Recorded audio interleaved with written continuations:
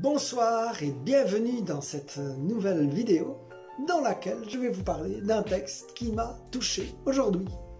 Et ce texte, il est dans Marc 9, 23 et en fait les disciples ont essayé de chasser un esprit mauvais, ils n'y sont pas parvenus et alors le Père se tourne vers Jésus.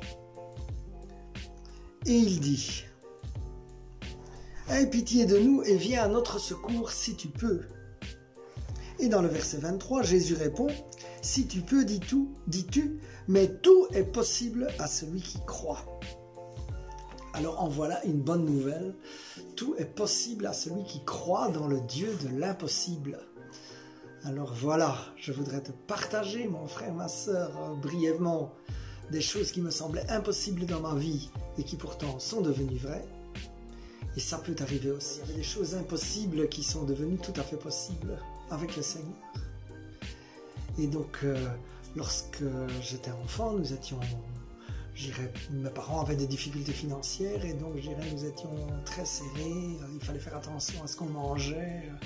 On avait toujours un peu les mêmes vêtements. Enfin, il y avait un tas de choses, qui rendaient notre vie compliquée. Et donc, pour moi, j'ai eu l'impression que j'allais toujours vivre ric et rac là. Eh bien, non, parce que le Dieu de l'impossible, eh bien, il est venu dans notre vie et il l'a complètement changé.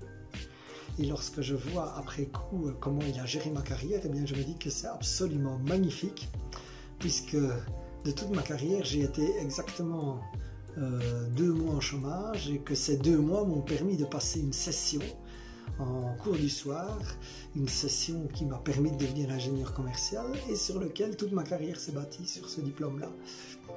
Et donc Dieu est grand et il peut faire des choses qui pour toi te semblent impossibles.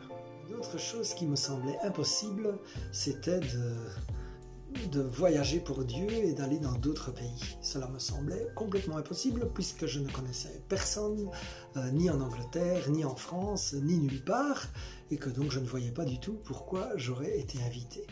Et je me souviens que j'avais fait un voyage d'affaires et pris un vol sur Édimbourg, et j'avais dit: « Waouh, Seigneur, moi je voudrais une fois prendre l'avion et que ce soit pour toi. » Et bien des années plus tard, ce qui me semblait complètement impossible puisque je n'avais pas de raison d'être invité, eh bien est devenu vrai puisque, l'an dernier, nous avons vécu une session absolument incroyable à Genève, à l'Ascension, et j'étais équipier de prière et puis j'ai vu le Seigneur guérir et ça c'était vraiment la joie et quelque chose de magnifique. Et je n'ai jamais imaginé de ma vie que j'allais prier pour quelqu'un et voir vraiment la personne qui témoigne qu'elle avait des problèmes au cou suite à un accident et qu'en un coup, elle n'a plus de douleur. Et ça, c'était quelque chose qui, moi, je disais, c'est impossible. Eh bien, non. Avec Dieu, rien n'est impossible. Et si tu crois, mon frère, ma soeur, que Dieu veut vraiment te mener au-delà de tes rêves, eh bien, moi, je te dis qu'il va le faire pour toi. Parce que c'est un Dieu qui est bon, qui est un Dieu qui est grand. Et s'il a mis ses rêves dans ton cœur, c'est pour te donner l'occasion de les réaliser. Alors, tu as tout ce potentiel en toi et je prie vraiment que, comme dans la parabole des talents, eh bien, d'une part, toi, tu le fasses fructifier, mais qu'avec la grâce du Seigneur, ce potentiel puisse s'exprimer pour ta joie, la joie des autres.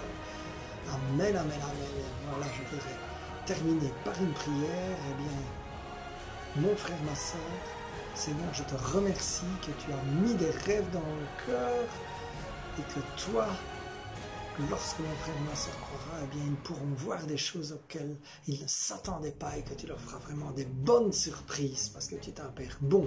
Alors merci Seigneur que mon frère et ma sœur reçoivent ces cadeaux, reçoivent ton onction, ta présence et la joie dans le cœur. In Jesus' name, Amen, Amen, Amen.